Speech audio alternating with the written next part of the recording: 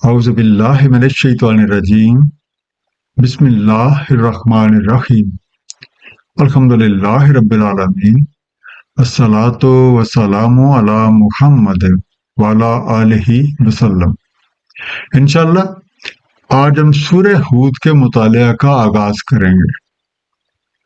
یہ ایک مکی سورت ہے، شان نزول کے لحاظ سے 52 اور ترتیب قرآنی کے لحاظ سے 11ویں نمبر پہ ہے۔ اس میں 10 رکوع ہیں جو کہ 123 آیات پہ مشتمل ہیں۔ اس سورہ کا نام آیت نمبر 50 میں مذکور حضرت ہود علیہ السلام کے نام پہ ہے۔ اس دعا کے ساتھ کہ اللہ تعالی ہم سب کو اپنے حبیب نبی پاک صلی اللہ علیہ وسلم کے طفیل قرآن کریم کا صحیح مفہوم عطا فرمائیں۔ آئیے مطالعہ قرآن کا آغاز کرتے ہیں۔ سورہ ہود رکوع نمبر 1 جو کہ آیات 1 سے 8 پہ مشتمل ہے۔ بسم اللہ الرحمن الرحیم۔ الف لام را کتاب احکمت آیاتہ۔ الف لام را کتاب محکم ہے اس کی نشانیاں۔ ثم فصلت من لدن حکیم خبیر، پھر مفصل فرمائی گئی ہیں ایک حکیم باخبر کی طرف سے۔ احکمات محکم کی گئی، آر پرفیکٹڈ۔ فصلت تفصیل سے بیان کی، ایکسپلینڈ ان ڈیٹیل۔ لدن کے پاس کے ہاں سے، ویراف۔ یہ کتاب یعنی قرآن کریم کی تمام آیات انتہائی محکم نشانیاں ہیں۔ ان کے اندر علم و حکمت کے خزانے بھرے ہوئے ہیں، لیکن ان سے استفادہ وہی کر سکتا ہے جو ان پہ ٹھہر کر اور رک کر غور و فکر کرے گا، کیونکہ اس غور و فکر کا لازمی نتیجہ یہ ہے کہ اس کی توجہ ان نشانیوں کے خالق کی طرف منعطف ہو جائے۔ یہی وجہ ہے کہ اللہ تعالیٰ نے قرآن کریم میں بارہا غور و فکر اور تدبر کرنے پہ زور دیا ہے۔ اس غور و فکر اور تفکر کے نتیجے میں انسان اصل مقصود کو پا لیتا ہے، اصل پیغام کو جان لیتا ہے اور حقیقت شناس ہو جاتا ہے۔ اللہ تعبدوا الا اللہ، کہ تم مت بندگی کرو سوائے اللہ تعالیٰ کے۔ اننی لکم منہ نذیر و بشیر، بے شک میں تمہارے لیے اس کی طرف سے ایک متنبع کرنے والا اور بشارت دینے والا ہوں۔ ان نشانیوں کا مقصود یہ ہے کہ ہم سب جان لیں کہ لائق بندگی صرف اور صرف اللہ وحدہ لا شریک ہے۔ یہی وہ پیغام ہے جو ہر نبی نے اپنی قوم کو پہنچایا۔ اس پیغام کو قبول کرنے والوں اور اس کے مطابق اپنی زندگیوں کو سنوار لینے والوں کو ایک بہترین انجام کی خوشخبری دی گئی، جبکہ اس کے جھٹلانے والوں کو ان کی طرز کے بھیانک انجام سے آگاہ کیا گیا۔ وَإِنِ اسْتَغْفِرُوا رَبَّكُمْ ثُمَّ تُوبُوا إِلَيْهِ، اور یہ کہ تم اپنے رب سے استغفار کرو پھر متوجہ رہو اسی کی طرف، جو متحکم متاعً حسنا الی اجل مسمى، وہ تمہیں دے گا ایک بہترین متاع اجل مسمى تک۔ وَيُؤْتِي كُلَّ ذِي فَضْلٍ فَضْلَهُ، اور دے گا ہر صاحب فضل کو اس کا فضل۔ وَإِن تَوَلَّوْا فَإِنِّي أَخَافُ عَلَيْكُمْ عَذَابَ يَوْمٍ كَبِيرٍ، اور اگر تم منہ موڑے رکھو گے تو مجھے خوف ہے تم پہ یوم کبیر کے عذاب کا۔ یوتے دیتا ہے۔ اللہ تعالیٰ کے برگزیدہ بندوں نے لوگوں کو ان کی موجودہ حالت سے نکلنے اور اچھے طرز عمل پہ گامزن ان کا نسخہ بتایا۔ وہ یہ ہے کہ استغفار کو اپنا شیوا بنا لیں، اور استغفار کا مفہوم کسی چیز کو پہن لینا یا اختیار کر لینا ہے جس کی بدولت ہم اپنے ماحول اور اپنے معاشرے میں پائے جانے والے نقصان دہ اثرات سے محفوظ رہ سکتے ہیں۔ اور اس چیز کی ضرورت ہر کسی کو ہر وقت ہے۔ ہم اسے پیشگی حفاظتی سامان بھی کہہ سکتے ہیں یا پیشگی حفاظتی انتظامات بھی کہہ سکتے ہیں۔ یہ ایک ایسی چھتری یا ایک ایسا سائبان بھی کہہ سکتے ہیں جو ہمیں دھوپ، بارش اور دیگر مضر اثرات سے محفوظ رکھے۔ اس حفاظتی نظام کا تقاضا یہ ہے، یعنی استغفار کا تقاضا یہ ہے کہ ہم ایسے کام ہی نہ کریں جو اللہ تعالیٰ اور اس کا بھی نبی پاک صلی اللہ علیہ وآلہ وسلم کی رضا کے خلاف ہوں۔ اور اگر کہیں غلطی ہو جائے فوراً توبہ کر لیں، اپنی سمت درست کر لیں اور پھر سے چل لیں۔ توبہ اور استغفار کی اس روش کا لازمی نتیجہ حسن انداز کے ساتھ زندگی ہے، اور بہترین کارکردگی دکھانے والوں کو اللہ تعالیٰ اپنے فضل سے نواز دیتے ہیں۔ اگر ہم اس طرح سے منہ موڑ کے خلاف حق کاموں میں مصروف رہیں گے تو اس کا لازم نتیجہ کوئی نہ کوئی عذاب ہوگا۔ الی اللہ مرجعکم، اللہ تعالیٰ کی طرف تمہاری مراجعت ہے، وہ علی کل شیء قدیر، اور وہ ہر شے پر قادر ہے۔ ہم سب کو یاد رکھنا ہے کہ اس دنیا کی حقیقت سوائے فریب نظر کے کچھ بھی نہیں ہے۔ ہر کسی کو اپنی باری پہ اللہ تعالیٰ کی طرف لوٹنا ہے، اور اسی کے مقرر کردہ قوانین کے مطابق ہمارے اعمال زندگی کو پرکھا جاتا ہے اور انہی کے مطابق نتیجہ مرتب کیا جاتا ہے۔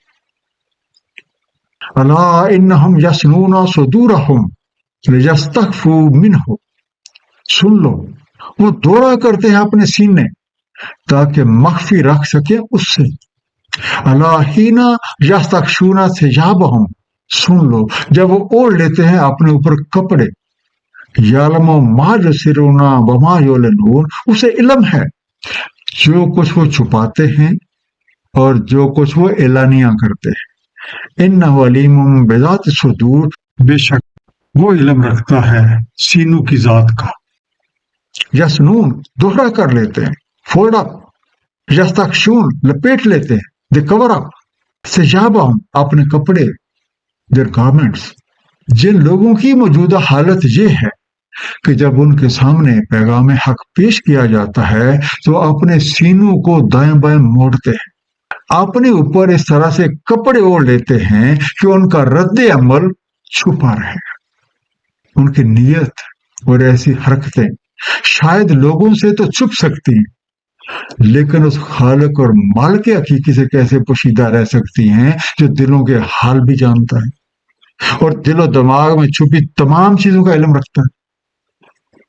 سورہ آل عمران آیت نمبر 29 میں ارشاد ہے، کہتے ہیں اگر تم مخفی رکھو اپنے سینوں میں یا اشکار کر دو، معلوم ہے اللہ اور علم رکھتا ہے جو کچھ بھی آسمانوں میں ہے اور جو کچھ بھی زمین میں ہے، بے شک اللہ تعالیٰ ہر شے پہ قدیر ہے۔ وَمَا مِن دَابَّةٍ فِي الْأَرْضِ إِلَّا عَلَى اللَّهِ رِزْقُهَا، نہیں ہے کوئی جاندار زمین میں مگر اللہ تعالیٰ پہ ہے اس کا رزق۔ وَيَعْلَمُ مُسْتَقَرَّهَا وَمُسْتَوْدَعَهَا، اور اسے معلوم ہے اس کا مستقر اور اس کے وداع کی جگہ۔ کُلٌّ فِی کتاب مبین، سب کچھ کتاب مبین میں ہے۔ ان کافروں کے انکار کی ایک وجہ ان کا یہ گمان ہے کہ حق قبول کر لینے کی وجہ سے ان کے رزق میں شاید کچھ کمی ہو جائے گی، حالانکہ رزق مہیا کرنے کی ذمہ داری اللہ تعالیٰ نے جو کہ خالق اور مالک ہیں انہوں نے اپنے ذمہ لے رکھی ہے۔ اس لیے کوئی بھی جاندار خواہ وہ چھوٹا ہو یا بڑا ہو، اسے اس کے حصے کا رزق پہنچ کے رہتا ہے۔ اس ذات کو ہر ایک کے موجودہ ٹھکانے کا بھی علم ہے اور اس کے اس جگہ سے نکل کے اس کی اگلی منزل کا بھی علم ہے، اور یہ تمام تفصیلات کتاب مبین میں درج ہیں۔ کتاب مبین سے مراد اس کائنات کا یکجائی پروگرام ہے۔ یہ وہ کتاب ہے جس میں رب ذوالجلال نے کائنات کے تخلیقی منصوبوں کی تمام جزیات محفوظ فرما دی ہیں، جن کے تحت یہ کائنات بنی، اور امر کن کے نتیجے میں فیکون کی مکمل تفصیلات بھی مرقوم ہیں، یعنی جن اصولوں اور جن فارمولوں کے مطابق یہ کائنات چل رہی ہے۔ سورہ یونس آیت نمبر 10 اور سورہ سبا آیت نمبر 3 میں ایک ہی جیسے الفاظ میں ارشاد ہے، نہیں اس کی دسترس سے دور ذرہ بھر بھی آسمانوں میں اور نہ زمین میں، اور نہ کوئی اس سے چھوٹا نہ کوئی اس سے بڑا، مگر ہے کتاب مبین میں۔ وَهُوَ الَّذِي خَلَقَ السَّمَاوَاتِ وَالْأَرْضَ فِي سِتَّةِ أَيَّامٍ، اور وہی جس نے خلق فرمایا آسمان و زمین کو 6 ایام میں۔ وَكَانَ عَرْشُهُ عَلَى الْمَاءِ لِيَبْلُوَكُمْ أَيُّكُمْ أَحْسَنُ عَمَلًا، اور اس کا عرش پانی پر ہے تاکہ وہ تمہیں آزمائے کہ کون تم میں سے عمل احسن ہے۔ وَلَنْ قُلْتَ إِنَّكُمْ مَبْعُوثُونَ مِنْ بَعْدِ الْمَوْتِ، اور اگر آپ ان سے کہیں تم باس کیے جاتے ہو موت کے بعد، لَيَقُولَنَّ الَّذِينَ كَفَرُوا إِنْ هَذَا إِلَّا سِحْرٌ مُبِينٌ، تو ضرور کہتے ہیں جو کفر کر رہے، نہیں ہے یہ مگر ایک سحر کھلا۔ یہ وہی خالق اور مالک کائنات ہیں جس نے یہ کائنات 6 ایام میں تخلیق فرمائی، اور ظاہر ہے کہ ہم سب اس میں شامل ہیں۔ ہماری تخلیق کا یہ مقصد قرار پایا کہ ہر کسی کو اس بات میں آزمایا جائے کہ کون ہم میں سے بہتر کارکردگی کا مظاہرہ کرتا ہے۔ اس مقصد کے حصول کے لیے لیل و نہار یعنی موت اور زندگی کا ایک نظام تشکیل دیا گیا، جس کے مطابق ہر کسی کو اپنی عمر کے خاتمے پہ رب کریم کے حضور پیش ہو کر اپنے اعمال کا حساب دینا ہے، اور قوانین ربی کی روشنی میں اس کے اعمال کا جائزہ لے کے ایک نتیجہ مرتب کر دیا جاتا ہے، اور اسے زندگی کے اگلے مرحلے کی طرف روانہ کر دیا جاتا ہے تاکہ وہ اپنے اعمال کے مطابق جزا اور سزا پائے۔ جب لوگوں کو مرنے کے بعد اٹھا دینے کی حقیقت کا بتایا جاتا ہے تو اس کا انکار کرتے ہیں اور اسے ایک جادو قرار دیتے ہیں، حالانکہ جس خالق اور مالک کائنات نے یہ پوری کائنات تشکیل کر دی، اس کے لیے یہ کون سا مشکل کام ہے۔ وَلَأَخَّرْنَا عَنْهُمُ الْعَذَابَ إِلَىٰ أُمَّةٍ مَّحْدُودَةٍ، اگر ہم مؤخر کر دیں ان پر سے عذاب ایک گنی چنی مدت تک، لَيَقُولُنَّ مَا يَحْبِسُ، تو وہ ضرور کہتے ہیں کس نے اسے روک رکھا ہے۔